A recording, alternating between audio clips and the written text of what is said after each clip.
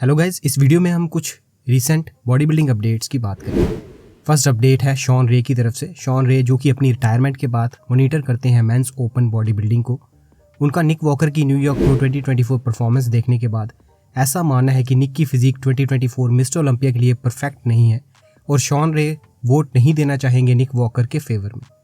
Pittsburgh pro guest posing के बाद निक walker पर क्वेश्चंस उठाए गए इनकी मिड सेक्शन से रिलेटेड, और इसके बाद नेक्स्ट वीक न्यूयॉर्क प्रो 2024 निक वॉकर ने जीत लिया है। बट मार्टिन फिट्जवाटर की ब्रेकआउट परफॉर्मेंस देखने को मिली इस शो में। निक और मार्टिन का बहुत ही क्लोज कंपटीशन था न्यूयॉर्क प्रो में और सिर्फ 1 पॉइंट से निक जीत पाए हैं इस शो को। वॉकर क्वालिफाई कर चुके हैं 2024 ओलंपिया के लिए और बहुत से प्रोमिनेंट बॉडी बिल्डर डिस्कस कर रहे हैं कि निक वॉकर के चांसेस हैं for winning 2024 Mister Olympia. Shawn Ray का ऐसा मानना है कि अगर निक वॉकर अपनी बेस्ट शेप में थे इन न्यूयॉर्क प्रो देन उनके चांसेस नहीं हैं against Hadi Choopan and Derek लंसफोर्ड।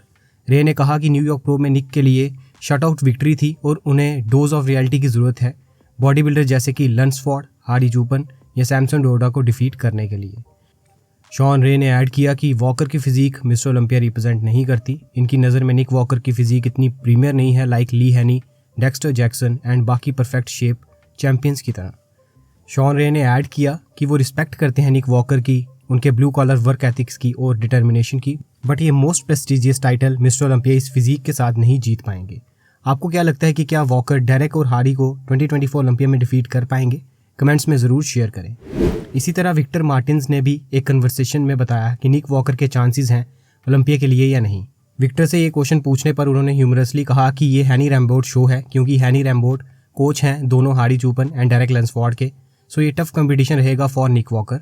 Victor ने एक्नॉलेज किया निक वॉकर की कैपेबिलिटी को, बट निक लैक करते हैं 3D लुक में जो डेरेक लंसफोर्ड के पास है, बट निक टॉप 3 पोजीशन में आ सकते हैं in the mister Olympia 2024। Next update है अबाउट बॉडी बिल्डर पोर्टो पुरेंडाओ, जिन्हें अरेस्ट कर लिया गया है अपनी वाइफ की मर्डर करने के आरोप में। ये काफ़ी शॉकिंग न्यूज़ है बॉडी बिल्डिंग इंडस्ट्री की। बॉडी बिल्डर आइगोर पोर्टो ब्रेंडाओ को अरेस्ट कर लिया गया है अपनी वाइफ की मारपीट करने के आरोप के कारण, और इनकी वाइफ की डेथ हो चुकी है रिसेंटली।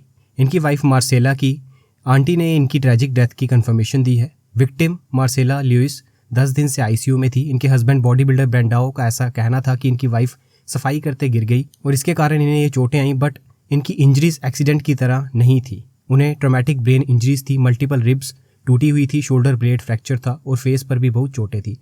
ब्रेंडाओ ने अपनी वाइफ को इंजरीज के बाद ब्राज़ील के हॉस्पिटल में लाया। इतनी इंजरीज के साथ चीज़ें और भी वर्स हो गई इनके लिए। मंडे को मार्सेला की डेथ हो गई और इसके चलते बॉडी बिल्डर ब्रेंडाओ को कस्टडी में लिया गया।